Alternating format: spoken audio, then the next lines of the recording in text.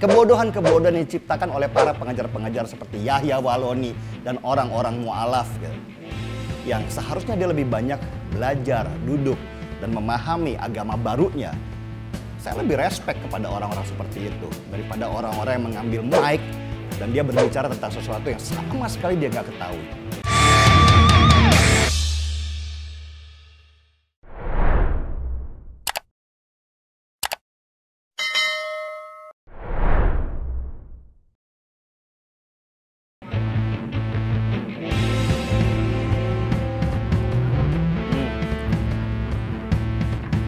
Ngawur lah, pasti ngawur.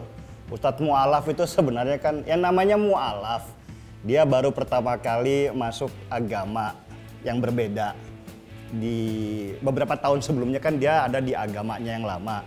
Nah seharusnya ketika Ustadz mu'alaf itu fahami situasi itu, seorang mu'alaf itu harus lebih banyak belajar dari agamanya yang baru. Dia harus lebih banyak duduk dan menjadi pendengar untuk bisa mendapatkan ilmu-ilmu baru yang selama ini tidak dia dapatkan di agamanya yang dulu. Bukan kemudian dia pegang mic dan kemudian menjadi pengajar. Dari dulu tuh saya selalu kritik kepada orang-orang yang mu'alaf dan tiba-tiba menjadi ustadz. Saya selalu bilang, mu'alaf itu seharusnya belajar. Mu'alaf itu bukan belajar, bukan mengajar. Cuma ya mungkin ada hukum supply and demand ya di sini ya. Jadi ada pasarnya, ada juga barangnya, dan ini ketemu nih.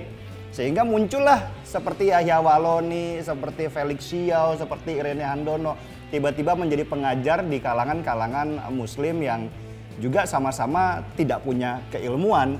Jadi ini kan seperti si tidak punya ilmu mengajarkan kepada orang yang nggak berilmu. Apa terus yang mau didapatkan di sana? Nggak ada sama sekali.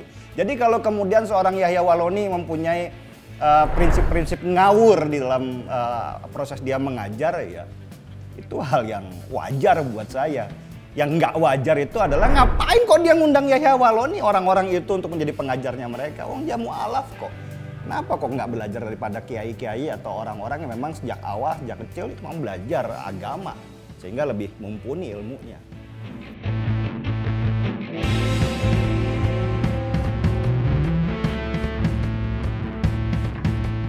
Jadi gini, buat saya ini mungkin ada kejulidan dari banyak orang Indonesia untuk pengen tahu rumah tetangga itu seperti apa. Ya kita tahu lah ya, kalau biasanya kita bertetangga tuh ya, terus ada kelompok yang pengen tahu ketika itu beli kulkas, kok dia bisa beli kulkas ya, gimana dia cari uang ya kan. Kejulidan-kejulidan para warga, kalau kita sekarang melihatnya sebagai netizen plus 62 ini, yang ternyata di dalam agama juga terjadi. Jadi ketika ada seseorang, kita ambillah contoh dari agama Kristen masuk ke agama Islam, itu ada keingintahuan yang besar dari orang-orang yang beragama Islam ini, yang lagi menuntut ilmu ini. Gimana sih yang diajarkan di Kristen, kan begitu. Nah inilah yang dipakai oleh para orang-orang mu'alaf ini untuk menjelek-jelekan agama-agama yang dulu. Ya, dia membahasakan buat dia kesalahan-kesalahan berpikir di dalam agamanya dulu di kelompok-kelompok yang baru ini. Dan ini disambut baik oleh orang-orang yang ingin tahu itu. Oh ternyata begitu ya. Dan kadang-kadang dibuat bercandaan, kadang-kadang dibuat sebagai sebuah topik dalam pembicaraan. Nah, ada proses antara yang ingin tahu dan yang memberitahu inilah terjadi kesepakatan bersama.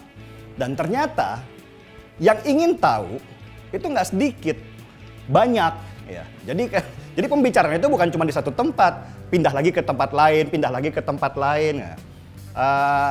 Dan di situ biasanya terjadi pasar ya. Ada yang membutuhkan pendapatan ya kan, ada yang bersedia mengeluarkan sesuatu hanya untuk pengen tahu apa yang terjadi di dalam sana. Yang namanya orang yang tidak berilmu, karena memang dia nggak punya ilmu di dalam agama barunya. Apa yang bisa dia jual kepada pasarnya, karena ilmunya cuma segitu-segitu aja yang dia tahu. Yang dia jual akhirnya adalah kejelekan-kejelekan yang dia anggap kejelekan di agama lamanya kepada orang-orang yang tidak tahu. Ya. Dan di situ ada proses di mana kedua orang ini yang memberitahu dan yang tidak tahu ini sama-sama terpuaskan, ya kan, pikiran-pikiran buruknya. Sehingga mereka berkumpul di situ dan hanya membicarakan sesuatu yang sifatnya buruk. Kalau di Islam namanya gibah atau hanya sekedar gosip doang. Tapi keilmuannya apa? Nggak ada. Nggak pernah ada berbicara tentang ilmu adab, nggak ada pernah bicara tentang ilmu akhlak, bahkan bicara tentang ilmu yang lebih dalam lagi seperti yang dilakukan di pesantren-pesantren misalnya, itu nggak ada sama sekali. Yang ada cuman gosip, yang ada cuman cerita, dan pada akhirnya ketika itu semua habis, yang mereka lakukan itu adalah gosip-gosip politik. Bayangkan dalam sebuah majelis, dalam sebuah pengajian yang dibicarakan cuma tentang bagaimana buruknya Jokowi, bagaimana hancurnya ekonomi, bagaimana hutang negara. Itu ada di sebuah majelis-majelis agama sekarang ini. Kan lucu, di mana agamanya? Nggak ada. Yang ada agamanya itu hanya aksesoris. Pakaian-pakaian yang mereka pakai ketika ada di majelis itu. Si ustadznya ya kan, pakai pakaian yang seperti mereka bilang adalah ustadz. Tapi pembicaraannya sama sekali nggak ada agama. Makanya kalau Yahya Waloni itu bicara ngawur tentang nabrak anjing, itu buat saya, karena dia udah kehabisan keilmuan sebenarnya, nggak ada yang dia bahas. Kecuali yang dibahas cerita dia ketika nabrak anjing, kan lucu.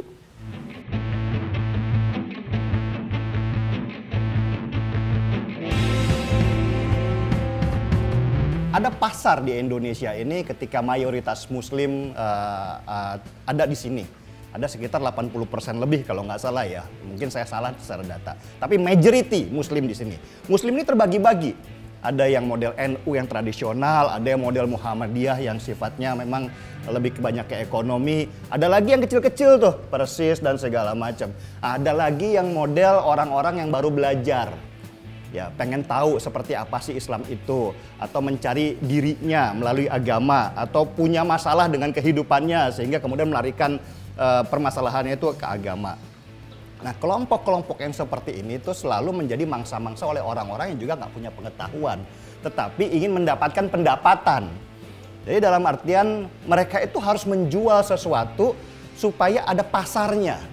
Mereka mencoba mengambil, kalau istilahnya marketing ya, diferensiasi di dalam marketnya. Ada contoh tuh seperti Sugi Nur. Sugi Nur tuh harus memaki-maki, gobol, asu, jancuk dan segala macam, ya kan? Karena itu adalah brandnya dia. Kalau dia nggak pakai begitu, orang nggak akan mungkin melihat dia sebagai seseorang yang berbeda dari orang lainnya. Ya. Ada lagi seperti Maher yang almarhum kemarin itu. Ya dia harus mencaci maki segala macam yang buat kita itu buruk sebenarnya. Tetapi itu pasarnya dia. Ada pembelinya. Yang menarik itu kan selalu ada pembelinya. Dan dia bergantung pada para pembeli itu dan harus mempertahankan brandnya dia. Dia tidak bisa terus tiba-tiba seorang Yahya Waloni misalnya tiba-tiba menjadi seorang yang tawadu, menjadi seseorang yang kalem. Oh, itu bukan Yahya Waloni. Brandnya bukan seperti itu. Brandnya adalah marah-marah, ngamuk-ngamuk, menjelek-jelekan agamanya dulu, mengangkat-ngangkat dirinya, dan kemudian menceritakan kekejaman-kekejaman seperti nabrak anjing itu. Itu brandnya dia dan dia harus pertahankan terus. Dan dia terjebak di sana. Masalahnya yaitu tadi, pasarnya ada. Orang-orang yang nggak paham, orang-orang yang senang dengan gosip-gosip di luar daripada ilmu keagamaan, ya akhirnya mereka terjebak dengan cuma saling ngomongin orang aja di dalam majelis itu.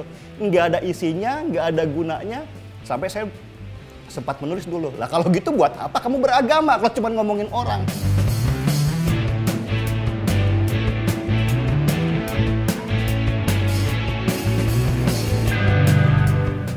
Ya hancurlah negara kita. Indonesia ini adalah negara yang liberal di dalam penceramah.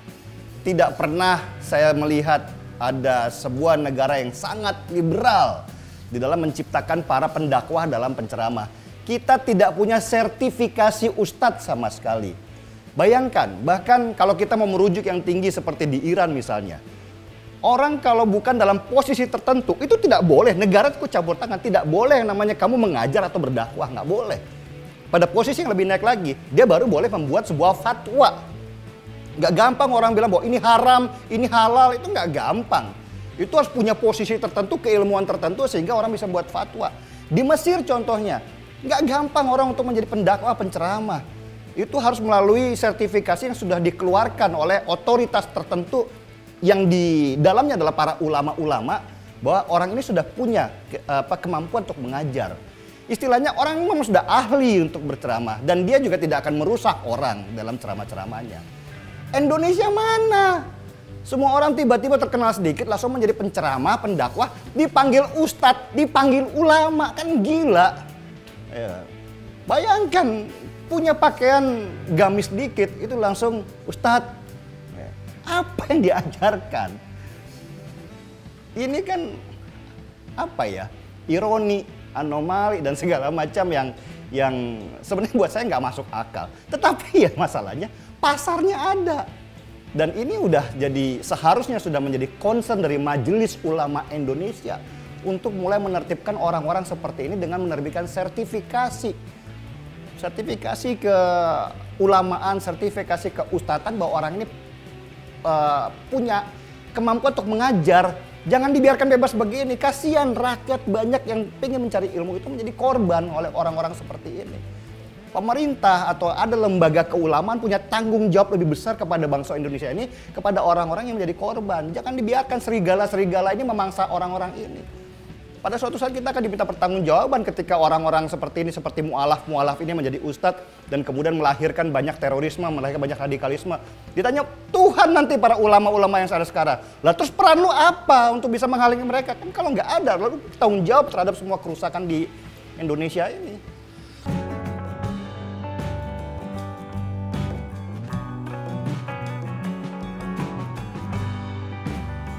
Ya itu buat dia sendiri sebenarnya, ya kan. Jadi kalau saya sudah bilang sama teman-teman, ya kalau gitu lah nggak usah masuk Islam lah. Malah kita bercandaan kalau di Twitter kayak gitu.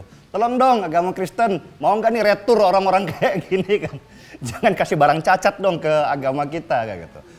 Jadi ketidaktahuan dia terhadap ilmu agama lah yang membuat seseorang yang bergelar Ustadz Mu'alaf ini akhirnya menjadi punya pola-pola pikir yang ngawur dalam setiap kali dia melakukan pembicaraan, baik di depannya orang ataupun di depan media seperti internet. Ya, tidak ada keilmuan yang diajarkan, tidak ada bab-bab tentang ayat, tentang hadis yang betul-betul dia bongkar untuk mengambil makna-makna di dalam isi-isi kitab itu. Nggak ada sama sekali. Kenapa? Ya karena mereka nggak paham, karena mereka nggak tahu, mereka tidak pernah belajar tentang hal itu. Yang mereka tahu adalah gosip. Apa bedanya mereka dengan saya sebenarnya? Saya kalau misalnya sedikit aja bisa bahasa Arab, terus pakai sorban, ya, terus pakai gamis gitu ya, terus tiba-tiba jadi Ustadz Denny Siregar, gampang. Ya kan? Follower saya banyak ya kan. Tetapi kan hati nurani kita itu kan seharusnya sudah mengingatkan, jangan jadi orang munafik. Berbicaralah sesuai dengan apa yang kamu ketahui. Jangan pernah mengajarkan sesuatu kepada orang ketika kamu tidak mengerti apa-apa. Yang terjadi apa? Kamu akan melahirkan generasi-generasi yang lebih bodoh daripada kamu. Dan generasi itu juga akan menciptakan generasi-generasi yang lebih bodoh daripada dia. Dan pada akhirnya kebodohan itu menjadi jamaah. Orang-orang yang sibuk, orang-orang yang sekarang sibuk membenci orang-orang beragama lain, bersuku lain. Itu kan adalah generasi-generasi yang lahir karena kebodohan-kebodohan dari para pemuka agamanya yang sejak awal sudah bodoh untuk mendapatkan ilmu. Jadi ya inilah yang kita dapatkan. Radikalisme, intoleransi mulai dari sini. Orang-orang bodoh mengajarkan kepada orang-orang yang juga bodoh akhirnya. Menciptakan generasi-generasi bodoh dan itu terjadi di banyak negara di Timur Tengah. Ya. Ketika akal mereka melemah, maka yang mereka pakai adalah ototnya mereka. Jadi ya terjadi pertengkaran-pertengkaran antar klan, pertengkaran-pertengkaran antar agama di beberapa negara sampai terjadi bom bunuh diri. Itu kan karena kebodohan-kebodohan mereka dalam memahami agama, sehingga ketika mereka ingin mendesakkan apa yang mereka yakini, itu selalu dengan kekerasan. Itu kebodohan massal buat saya.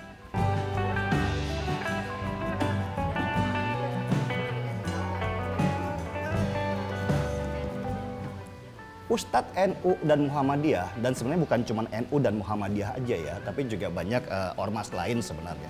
Itu memang mempunyai akar di dalam keilmuan beragama mereka. Mereka bukan tiba-tiba mendadak menjadi ustadz, bukan. Atau saya pernah nulis ustadz dadakan, enggak. Ya kan? Mereka mulai dari kecil itu memang sudah pendidikannya pendidikan agama. Mereka pesantren dulunya, mereka belajar agama. Karena belajar agama itu, belajar keilmuan itu nggak gampang.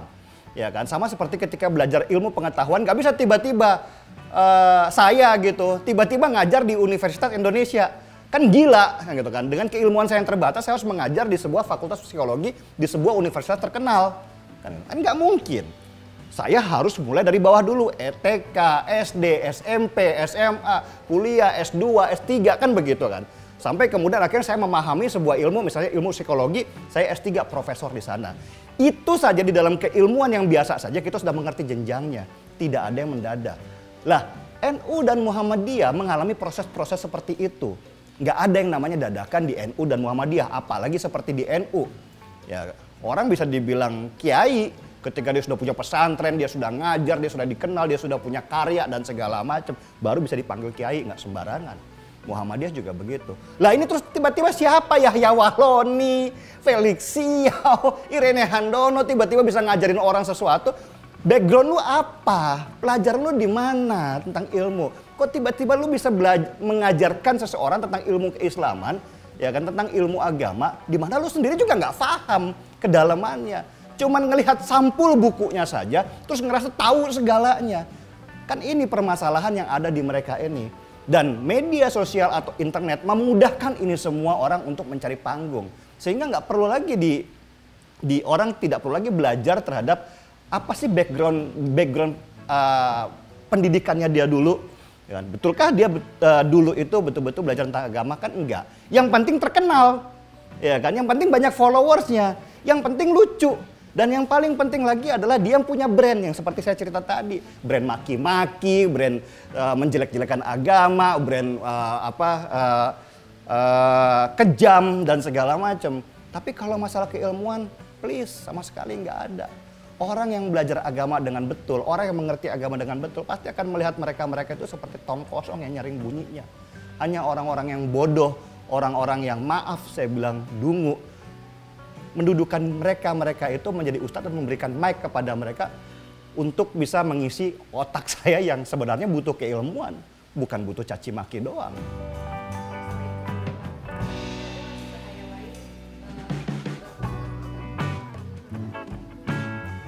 Bahaya yang paling terbesar ya itu. Karena ustadz-ustadz yang tidak punya ilmu ini hanya mengajarkan kebencian-kebencian ke dalam otak orang-orang yang sedang ingin belajar ilmu. Buat saya adalah orang-orang yang ada di majelis yang mendengarkan para ustadz ini adalah korban. Tetapi kan bukan juga korban dalam artian mereka duduk di situ tanpa sadar. Karena orang itu bisa memilih sebenarnya. Manusia ini kan diberikan akal oleh Tuhan untuk bisa memilih, memfilter mana yang benar, mana yang tidak benar. Dan ketika saya duduk, misalnya saya menjadi mereka, saya duduk mendengarkan caci maki seperti Sugi Nur, seperti Yahya Wahloni, saya tinggalkan majelis itu. Ya kan? Nggak ada apa-apa yang saya dapatkan di situ, ya kan? Kecuali menciptakan saya sebagai orang yang bodoh. Tetapi ada orang-orang yang melihat posisi ustadz atau posisi ulama buat mereka itu sama dengan malaikat, sama dengan Tuhan. Jadi istilahnya apapun yang dikatakan orang ini, ustadz ini itu selalu benar, nggak ada salahnya. Kan begitu. Sehingga ya mereka terjebak dalam dogma-dogma seperti itu sehingga otak mereka nggak bekerja. Apapun yang dikatakan ustadz itu sudah pasti benar. Inilah yang terjadi dari orang-orang yang menjadi pengantin bom bunuh diri. Sehingga ketika dia dibilang orang ustadz ini, anggaplah saya penjahatnya, anggaplah saya terorisnya, kepala terorisnya. Saya bilang, hei kamu bom bunuh diri, kamu jadi pengantin karena kamu pasti masuk surga. Dan dia sudah merasa pasti masuk surga. Padahal surga itu kan urusannya bukan si ustadz ini, bukan saya, bukan manusia. Surga itu kan urusannya Tuhan loh. Bagaimana kok dia bisa mengikuti orang ini dengan bom bunuh diri dan meyakini bahwa dia pasti masuk surga. Tambah 72 bidadari lagi. Dengan bayangan-bayangan nafsu dunia. Kebodohan-kebodohan yang diciptakan oleh para pengajar-pengajar seperti Yahya Wahloni dan orang-orang mu'alaf. Gitu. Yang seharusnya dia lebih banyak belajar, duduk, dan memahami agama barunya. Saya lebih respect kepada orang-orang seperti itu daripada orang-orang yang mengambil mic dan dia berbicara tentang sesuatu yang sama sekali dia nggak ketahui. Lihatlah, Yahya Wahloni, Felix Siau, Irene Handono tidak akan pernah mau beradu argumentasi dengan Quraish Shihab misalnya. Seorang pakar, doktor hadis, nggak akan pernah mau. Karena mereka nggak punya keilmuan dibandingkan doktor hadis itu. Dengan kiai-kiai NU nggak mau mereka karena ketahuan bodohnya mereka, ketahuan mereka nggak punya ilmunya. Yang paling mereka bisa lakukan adalah ngobrol dengan orang-orang yang lebih bodoh dari dia. Disitulah eksistensi dia, wujudnya dia untuk menjadi seseorang yang diakui.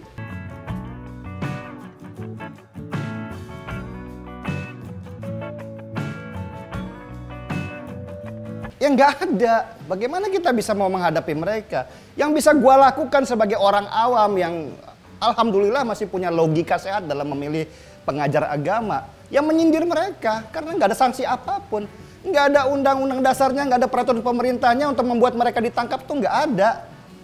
Apalagi kalau mereka itu sudah diberikan label ustadz, akhirnya mereka menjadi orang yang suci, yang susah sekali untuk diambil. Kan baru sekarang ini tuh namanya Rizik Syihab, namanya Sobri Lubis, terus Sugi Nur, Maher almarhum itu ditangkap. Dulu-dulu kebayang nggak? Setengah mati menghajar mereka. Karena buat ada pemahaman dalam sebagian orang-orang Islam yang ortodoks ya, cara berpikirnya itu sangat fundamentalis itu. Bahwa daging ulama itu haram untuk kita memakannya. Di dalam artian dia sudah menempatkan orang-orang yang berbaju agama atau ustadz itu pada tempat yang lebih tinggi daripada dirinya. Nah, permasalahannya itu adalah benarkah orang ini punya keilmuan sehingga patut diikuti? Jangan-jangan orang ini hanya memanfaatkan mereka itu secara politis saja. Seperti, dan kejadian ini bukan hanya di Indonesia sebenarnya. Sejarahnya Islam itu sudah sejak lama seperti itu. Bahkan ada pepatah dari, saya lupa ya namanya ya. Dia bilang bahwa bungkuslah kebatilan itu dengan agama. Maka sesuatu itu akan menjadi benar. Nah, ini yang harus kemudian disadari oleh para ulama-ulama sekarang. Majelis-majelis ulama, jangan sibuk ngurusin sertifikat halalnya kulkas doang.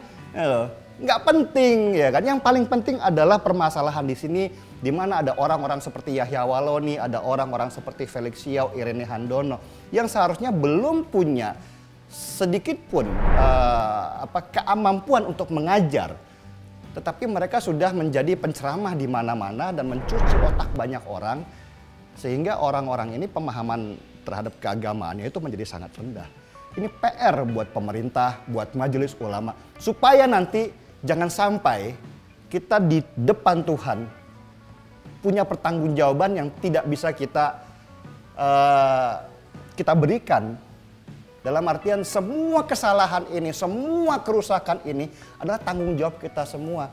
Jangan sampai kita akhirnya tidak bisa menjawab ketika ditanya, "Lo di mana peran lo ketika Indonesia ini rusak? Lo di mana peran lo ketika orang-orang itu menjadi intoleran? Di mana peran lo ketika orang-orang ini menjadi radikalis dan pembom bunuh diri?" Gak tahu ya Tuhan, gue gak punya peran apa-apa karena gue sibuk untuk menerbitkan sertifikat untuk kulkas supaya itu menjadi halal. Gaspol!